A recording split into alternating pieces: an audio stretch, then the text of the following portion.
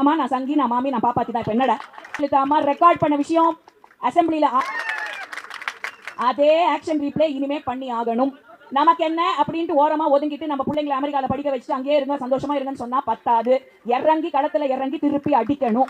யார் எந்த பிராமணரை எங்க தப்பா பேசினாலும் ஒரு கும்பல் கூடி அதை வந்து உடனே நம்ம வந்து அதை எதிர்த்து நிக்கணும்.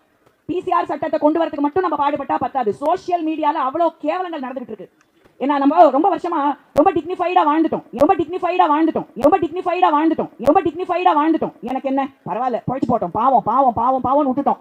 அப்படியே இருந்தா கஷ்டம். இனிமே பரசுராமர் மாதிரி இறங்கினாதான். உலக மக்களை யூதர்கள் ஐந்தறிவுள்ள கால்நடைகளாக, அதாவது கோயும் ஆக்கத்தான் பார்க்கிறார்கள். This is their obsession. கால்நடைகளுக்கு நல்லது கெட்டது தெரியாது, சுத்தம் அசுத்தம் தெரியாது, விருப்பு அருவருப்பு தெரியாது. அதாவது கால்நடைகள் இருமை எனும் துவைதம் அறியாதவை. பன்றிகள், எருமைகள், நாய்கள் போன்றவற்றை எண்ணி பாருங்கள். அவற்றைப் போல மனிதர்களையும் ஆக்க வேண்டுமானால் அவர்களுக்கு ஒரு தத்துவத்தை சொல்லி ஏமாற்றி அந்த தத்துவத்தை ஏற்க வைத்து அவர்களை ஐந்தறிவு ஜீவன்களைப் போல வாழ வைக்க வேண்டும். அதற்காக ஆதிசங்கரன் சொன்ன தத்துவம்தான் அத்வைதம். அவனது தத்துவத்தை ஏற்று அப்படி பன்றிகளாகவும் நாய்களாகவும் வாழ்பவர்கள்தான் அகோரிகள்.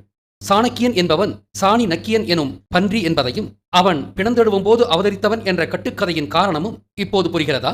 எந்த ஒரு கசுமால தத்துவத்தை சொன்னாலும் அதை ஏற்று நடக்கும் முட்டாள் கூட்டம் உள்ளது என்பதைத்தான் இந்த அகோரிகள் நிறுவுகின்றனர். இந்தியாவின் அருவருக்கத்தக்க அசிங்கம் இந்த அகோரிகள். இது பிண்டாரிகளின் விளையாட்டு. இன்று அகோரிகளில் பிராமணர்கள் இல்லை. தொடங்கி வைத்துவிட்டு அதில் மாட்டிக்கொண்டுள்ள நம்மை பார்த்து சிரித்துக் கொண்டுள்ளான் மனநோயாளி பிராமணன். ஆதிசங்கரன் எப்பேற்பட்ட கொடூரன், அயோக்கியன் என்பது இப்போது புரிகிறதா? இது ஆதிசங்கரனின் ஆக்கம் மட்டும் என்று கருதாதீர்கள். இது உலக யூதர்களின் நீண்டகால திட்டத்தின் காலக்கிரமமான செயலாக்கம்தான். ஆதிசங்கரன் கபாலிகத்தை உருவாக்கியதைப் போலவே யூதனான ஞான சம்பந்தன் காளமுகத்தை உருவாக்கினான். அந்த காளமுகத்தையும் ஆய்வு செய்ய வேண்டியது அவசியம். கூடிய விரைவில் அதையும் செய்வோம்.